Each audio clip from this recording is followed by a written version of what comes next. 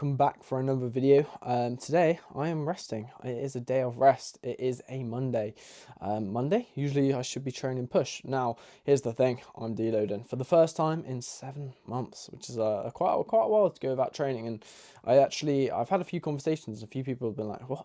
You're deloading after 7 months?" People are like, "What the fuck?" And I'm not gonna lie, I'm not your average person. I don't need to deload every like 10 weeks because I feel an ounce of fatigue. In reality, I have felt pretty battered for quite a while, but I've still been building momentum within my training, and I've just kept on pushing ahead. But now I am legitimately, and even though I'm like 3 days into my deload at this point, I am like legitimately still pretty fucked. There's now a fly in my room, which is a bit irritating.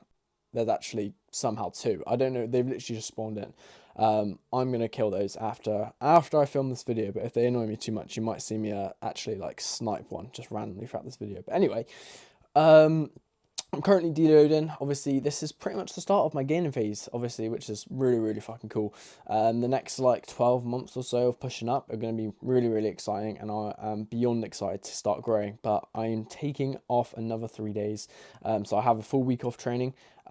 Thursday will be my first session back, which I'll be kicking things off with a rotation of push, pull, legs. Well, push, legs, pull, and then rest day as usual on a Sunday before back into my sort of usual rotation come Monday, which will be fun. Now, moving forward, obviously, coming out of this diet, body weight has come up a little bit. Obviously, we ran some high days, but now it's starting to come back down just due to the fact inflammation sort of dropping off, food volumes lower, like just general sort of water retention's lower because there's less stress on the body as well. There's a lot of different factors that are going to influence body weight dropping off in this case, but for the most part, body weight is coming down back down a little bit. But I'm currently somewhat like running like a baseline amount of food for my rest days, which is currently, as of today, because it's been somewhat auto-regulated the last few days, 300 carb, 80 fat, and 265 protein. One thing I've really liked throughout this diet is basically we pulled my proteins up at the start, and I really enjoy having slightly higher protein. Like, my protein's always been pretty high, but now it's a little bit like higher from like direct sources as opposed to like an accumulation of just those like trace proteins from the high amount of carbs. So I've no doubts I'll be above 300 protein as my food inevitably gets higher, which, to be fair, I've never really had any digestive issues when it comes to having a higher protein. I actually prefer having higher protein. I definitely have come to realize this last year or so. But either way, my current macros for a rest day are that. My training day macros are yet to be decided, and what I'm actually going to come on here to talk about is my meal plan for my gaining phase. Now, it isn't anything too exciting. As you can see, I've got it pulled up on the screen right now, and you guys should be able to see the screen recording that I'm currently like going through. And essentially, what I'm going to be doing is I'm going to sort of run through why I've chosen X, Y, and Z foods, and sort of like the reasons for how it's sort of structured and a few things like that. Right now, I've got my sort of diet meal plan up, so I'm actually going to pull over to my gaining phase meal plan. Now, you'll notice I actually haven't got the sort of measurements listed out just yet because I haven't actually got my training day macros yet, but I'm pretty sure I know what they are. So I actually just need to like write those up, and it's still going to be the same food sources at the end of the day. I'm just going to adjust it. Obviously, I've got my rest day nutrition, so I just need to update the sort of non-training day side of things. But I'm not necessarily going to run through that. I'm also want to run through the actual food selection, the food choices, and why I've kind of gone for these sort of things, and how it's going to sort of be laid out. Because at the end of the day, it's actually pretty much the exact same as my food in the diet, believe it or not. And the reason is you don't need to change food sources based upon what phase you're in. There definitely can be a reason to have potentially slightly different selection when it comes to certain food sources. For example, as you get deeper into the diet, you might want more volume. So, for example, instead of having maybe sticky rice, I'm going to kill that fly. But either way, there might be a reason to have potentially more voluminous foods in your diet. You know, if you see people with the Ninja Creamies, which is probably something I'll get on my next prep. It is definitely one thing I've had in the back of my mind towards the end of this diet. But anyway, so for example, you might run potato instead of like a sticky rice because it's a bit more voluminous. You know, you might have a bit more sort of a bit more veg, a bit more fruit, potentially like things like instead of cream of rice, obviously you can volumize, but instead of maybe having cream of rice, maybe you look to potentially incorporate a slightly more voluminous carbohydrate, or like a more fibrous carbohydrate source, even like oats, which obviously they yield a little bit more fat, but you get the idea. Either way, first of all, I'm gonna run through my non-training day food because obviously this is what I'm having at the moment. So first of all, we've got my meal one. My meal one is going to consist of, or has been consisting of, Greek yogurt, a little bit of whey, because while I do get a decent amount of protein from the yogurt, which does provide all essential amino acids, or a good amount of essential amino acids, I also have a little bit more whey just to top it off because it's only 35 grams of protein. So I'll have 500 grams of Greek yogurt, which for the one, if you get the Arla one, it yields 10 grams of protein per 100 grams of Greek yogurt. I just get the Asda and brown one, which is still sits really nicely with me. It's still really nice, but it only yields 7 grams of protein per 100 grams. So instead I have 500 grams, but that still only gives me 35 grams of protein. So I have a little bit of whey on top, just the 10 Gs there, just to give me a little bit more protein. We then got some granola. I'm currently using the Fuel granola because I just really fucking like it. I don't give a fuck that it's got a little bit of extra protein in there because like realistically it's probably like very, very sort of minimal amounts. I actually can't remember off the top of my head how much protein it is, but it's literally like 2 or 3 grams. But a small amount of that, which I've been having at 30 grams. And I really, really love granola, so it makes this meal quite nice. We've got some dark chocolate in there, obviously as the sort of primary fat source for this meal, slightly higher fats on rest days. And then we've got some fruit, which we have mixed frozen fruit. I rotate through what fruit I use for frozen fruit because at the end of the day, yes, there's going to be a bit of a variance in the calories, but it's going to be so minuscule, and it allows me to get a much wider variety of micronutrients into my diet. So that's that. Then I move into my meal 2 and meal 3, which are identical. So actually, again, I need to update this, but this is jasmine rice, chicken breast, frozen peppers, ketchup, and pineapple. But as of today, because my fats have been bumped up about 15 grams to like 12, 15 grams, this is also going to have olive oil in, extra virgin olive oil, EVU, whatever you want to call it, at 5 milliliters.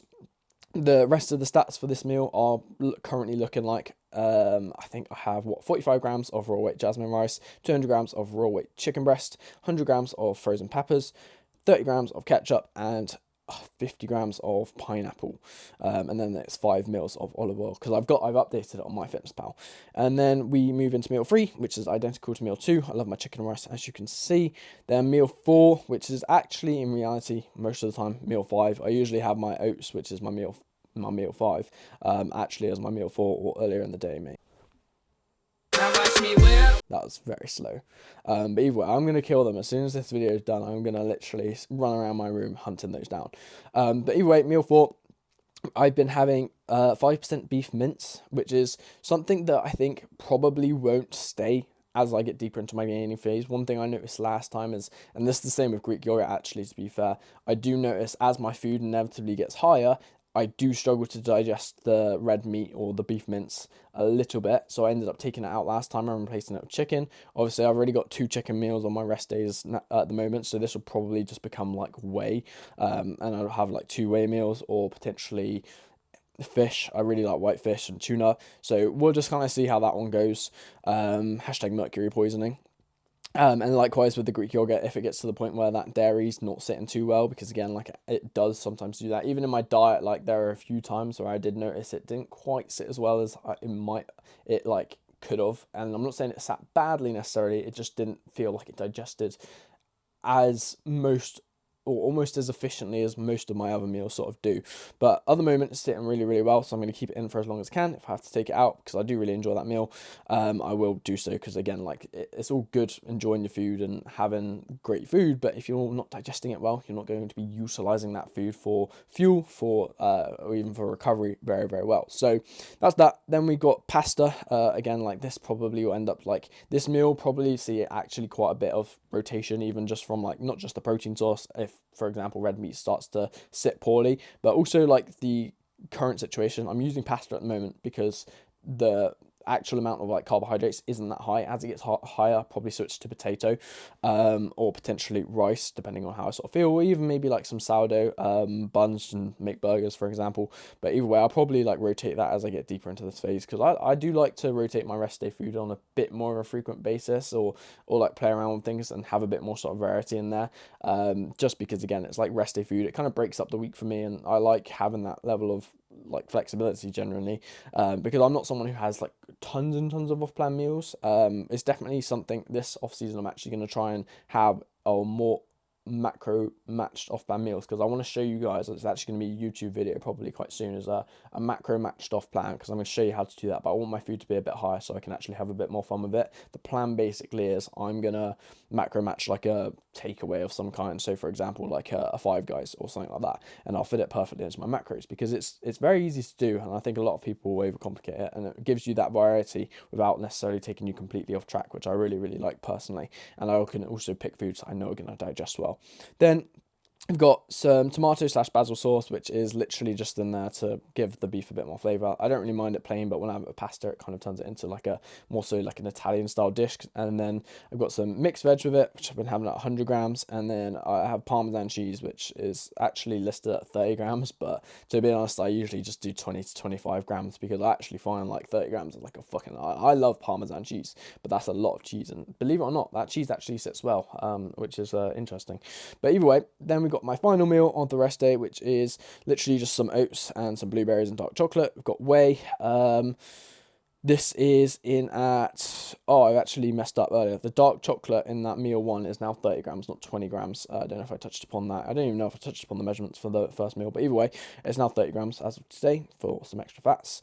But meal 5, we've got 60 grams of whey, 55 grams of oats, 70 grams of frozen blueberries, I think it is, and 20 grams of dark chocolate. Now, moving into my training day food. Now, this is where things are a bit more interesting, because, like I said, I haven't got my macros yet, but I will manipulate the amounts when needed. So what I'll do is I'll just run through the foods and sort of break them down, and then I'll obviously like tell you how I'll sort of structure the macros based upon where they're at relative to sort of pre-workout timing and all that sort of jazz. So my meal one on a training day is the exact same as it has been for the past God knows how many months, because again, like my rest day food I'll mix up on a slightly more frequent basis, just because again, like I can, and like as my food gets lower, like I said, I can have Greek yogurt, I can have beef mince, which I really enjoy, but as my food gets higher, I have to sort of switch those out. But with my training day food, it's literally stayed the same for so long, and I really enjoy it. It's essentially meal one. It is cream of rice, or well, ESN rice pudding, whey, banana, honey, and pineapple, which I have with both pink salt and cinnamon on. Then we've got my meal 2, which is usually my pre-workout meal.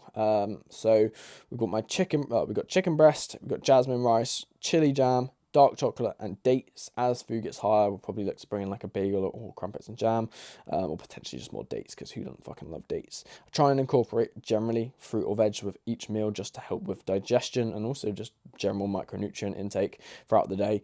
And also, like, as nerdy as it sounds, like for example, my post-workout, right, which is usually my meal 3, which is cereal or Cocoa Pops, whey, and pineapple at the moment. But again, like this will probably get to the point where it has a crumpet and jam in, or bagel or whatever. It's essentially, we've got the primary source of carbohydrates is going to be your Cocoa Pops, right? Then we've also got the pineapple, which is another source of carbohydrates, but that's going to provide fructose as opposed to the glucose that's going to be coming from the Cocoa Pops. These kind of have a sort of synergizing effect, and it will just generally help with uptake slightly better, and slightly better absorption. Then we've got my intra workout, which is literally just an EAA and highly branched cyclic dextrin. Obviously, that would have been in between my pre and my post workout meal. So for the most part, obviously, as any phase would, a lot of carbohydrates around that sort of peri-workout window. As food gets higher, as it gets probably up to 7, 8, 900 grams of carbs, the carbohydrates will be split more evenly throughout all meals, because again, like I'm going to be on a high amount of food. I don't want tons of food all before I train, and I also won't need it because there's just such a abundance of carbohydrates anyway in my diet at that point. But definitely in a diet, like you definitely want to obviously prioritize that sort of peri-workout window, especially pre-workout and sort of intra-workout generally. I don't find like post-workout needs to be prioritized as much. I'd rather prioritize like it almost so it's 50-50 between my pre-bed meal and my post-workout meal, because at the end of the day, if your sleep is going to shit because you're waking up because you're hungry in the night, you're not going to be maximizing fat loss or recovery anyway. And then my meal 4 is eggs, turkey rashers, sourdough, or it has been bagel thins like towards this last stint of the diet, but it's usually sourdough, and then ketchup, lettuce, beetroot, and tomatoes. So again, a lot of micronutrients coming in from those range of foods there. I absolutely love beetroot. Not only is it really, really nice, it's got so many positive benefits. Like obviously it provides a lot of nitrates, so it's going to help with blood flow, alongside other benefits. And then my final meal of the day is literally just jasmine rice, chicken breast, veg, and ketchup. And that is pretty much my meal plan broken down. Like it really is like pretty simple. Foods that digest well, foods that I enjoy, and things that are just gonna sit well for me for a long time, and that I'm going to be able to run up while prioritizing digestion, prioritizing appetite, and obviously make the most of this next growing phase, which is going to be really, really cool. But yeah, that's the current plan. I imagine I'll probably be starting around like 600 plus, well, probably like 500-600 grams of carbs, maybe a bit higher, but I imagine that's where my sort of baseline will be for the time being, after running some like 700-800 grams of carbs high days. But we'll sort of see what Reece says moving forward. But again, it's time to grow, bro. Time to grow as of a couple of days time. As for the next couple of days, last cardio session wrapped up. Cardio is currently down, it's daily, but excludes leg days. However, the next 2 days, obviously to conclude the deload, is completely out anyway, just to really allow my legs to freshen up, because I have been doing essentially daily cardio for probably a good few months now. So it's back down to 6 times a week. It's also come down from 30 minutes to 25 minutes. So it's again like pretty much daily, which I actually really enjoy the higher frequency. It makes me feel good, makes me feel healthy. It just has a lot of benefits as well, like from an appetite and digestion standpoint, but also just a general sort of fitness and cardiovascular standpoint. Steps are at 12.5k minimum daily, which has been pretty much the standard for like the whole since like post prep really, which to be fair is like not really a struggle for me. My general step count's usually around 14-15k on average anyway. This last week, or like the last sort of stint of the diet, the last week or so, it was like 13.5k, and I don't know if you remember in like a previous video, I think it was 2 videos ago, I sort of mentioned how like I've been doing like 17 plus k, just in order to sort of bump up that average overall. But either way, that's pretty much the meal plan wrapped up. A very, very exciting stint ahead of us when it comes to the gaining phase. I'm definitely going to touch upon my sort of training program as we get more into this, and realistically I'm not really changing my split too much. There's a few changes going in. Quad frequency is actually back up to twice a week, and the reason being is essentially I'm going to be running a unilateral variant on my leg pull session. I'm yet to decide whether that's going to be a Bulgarian split squat or a single leg press. I'm kind of opting towards the leg press just due to the stability and where it's going to be placed. It's going to be placed toward the end of the session, and also on top of that, I just kind of want to do a single leg press. I've never really done one before, so I'm probably going to place that in towards the end of the session, or I know it's going to be placed towards the end of the session, and that's literally just to help with the discrepancy between the sort of girth, if you will, of my two legs. But honestly, that is pretty much everything for this main part of the video. I was going to do maybe some Q&A questions. I did put a Q&A up on my YouTube, and a few of the questions were, I'll put them up. I'll put like some little screenshots up now, but either way, the first question off the top of my head is, am I still natural? Now, I'm just going to put up this photo here. Moving on to question number 2. Now, another question I had is, do I do my CV or my cardiovascular work before my check-ins? No, I don't do anything before my check-ins aside a little bit of steps on the way to the gym, and to my car, and also a little bit of fluid. So I usually standardize that fluid amount though. So generally I have about 400-500 mils of water prior to training.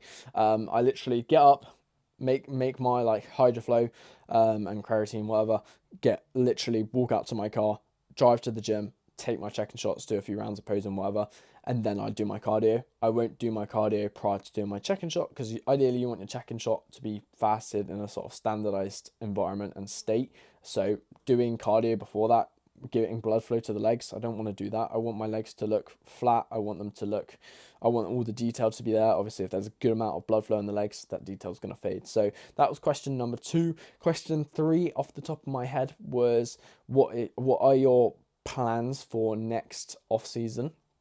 And I do apologize if I've got this wrong, but I think it was something along these lines. But either way, my general plans, ideally, I'm going to win. I'll say it now. I will win a PCA overall. I'd quite like to do it in classic bodybuilding, but I'm also going to be doing a mixture of both. I'll probably do some junior bodybuilding classes, 1 or 2 of those, just for fun, because I love bodybuilding. And then primarily some like classic things, probably a 2 bros show, just to sort of get my feet wet and see where I stand against people who are obviously a lot better than me. And then the following year we'll go again, and that's when I'll be probably shooting for some pro qualifiers, which will be really really fun. But either way, that's the goal. The main goal for the time being, like more so short term goal, is fucking max out my weight cap. And you're probably thinking, fucking hell, like this guy wants to max out his weight cap on his first fucking run. And realistically, like if you look at my current body composition, I'm sitting at like pretty like high 80s and pretty good condition, I'd say. Like I could probably do like a 5 to 6 week super aggressive prep and get pretty peeled. But either way, I'm currently in a position where I think I'm absolutely going to be able to push my weight cap this like within the next year. And I think that's just down to my general work ethic, my sort of response to obviously the creatine coming in, and just kind of where I'm at. And I have no doubts in my mind I would definitely be pushing that. But at the end of the day, like that's as cool as that goal is, and I do genuinely believe I'll achieve that. At the end of the day, I'm not going to chase body weight over like bringing the best package possible, in the sense that, like, for example, I don't care about being like above my weight cap or like really pushing my weight cap when I'm actually on stage, because at the end of the day, I want to be peeled. I want to be conditioned. A lot of people will be like, well, I was like 90 kilos on stage, bro. I was 200 plus pounds on stage. But then you look at their stage shots and they're fucking 12 weeks out. Like, what are you doing? Like, get peeled. Like, body weight doesn't matter. Visual does matter when you're on stage. So make sure you control that. But other than that, that's pretty much, I don't know if this video wrapped up. I don't really know. Like, I haven't filmed loads, but I have filmed a few things. Obviously, you saw me doing a shit ton of meal prep this morning. Cooking, what was it, like a good 5 kilos worth of chicken, which to be honest didn't really work out any cheaper. I went to the butcher's to buy that, so it better be some good fucking chicken. At least I've got 12 kilos of chicken. It's all done. I'll actually show you guys before I wrap this video up. But I've done all of it. I've cooked all of it. It's all done. I've just got to chop it up. Like I'll chop it up, cook it, and then I'll chop it up even finer to get off like any sort of like bits that look a bit gross or anything like that. And then I'll like properly sort of dissect it. But either way, at least I'm not gonna have to cook chicken for like 12 days. I'll fuck you up, bro. But either way, as I was saying, got 12 kilos worth of chicken, cut up a pineapple, prepped my rice for the next 2 days, and yeah, things are looking good. So happy days. I'm gonna go make a meal, and then I will start finishing off my check-ins because I've not finished them yet. But either way, a few clients to get back to, all prep clients replied to. As always, first thing I do any day. I've only got one prep client at the moment anyway. But that will change next year. We're looking at, it's going to be a good year. I've got 4 people, I think, currently lined up for stage, which is fucking unreal to think about, like, honestly, and I'm so excited for that. But either way, like, yeah, things are looking good. So I'm going to go make some food.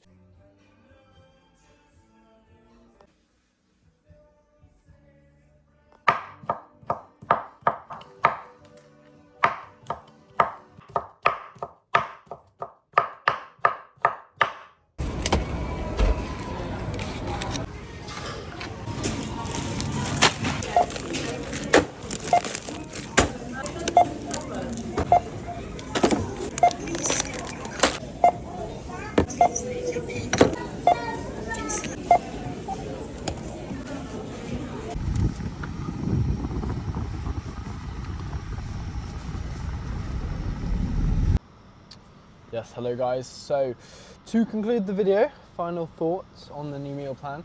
Yeah, it's the same food that I've been eating throughout the entirety of the diet. It's just the quantities are going to change. And yeah, you're a smart dude, bro. I actually might have to do the exact same thing. This guy's turning around because it's traffic lights. I'm actually going to do the exact same thing.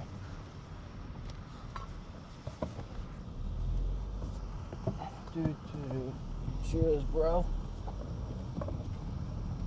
Anyway, as I was saying, I feel like I always end up driving quite, not erratically in these videos, but I promise I'm a sensible driver. Slight slant, guys, but hopefully this sort of fixes it. But anyway,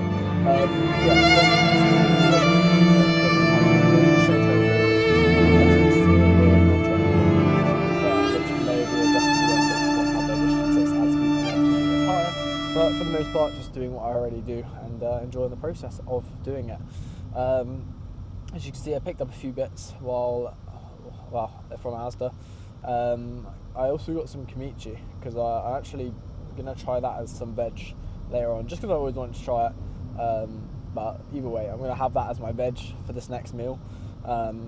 it's honestly, I'll probably have a bit of peppers anyway, because I'm pretty sure I'll have to have a lot of kimchi to equate to the same amount of macros I need from the from the peppers. Sorry, but either way, I thought I'd try some kimchi because it's very good for you. But either way, that is that. I'm gonna go home, finish off a few more check-ins that I've got to do. A few other little work bits. Gonna go on a walk. Gonna have another meal. Well, I've got 3 more meals to have, to be fair. But yeah, that's that. I hope you guys enjoyed this video, and I'll see you guys in the next one. Hopefully a training video, because I'll be off the deload by then.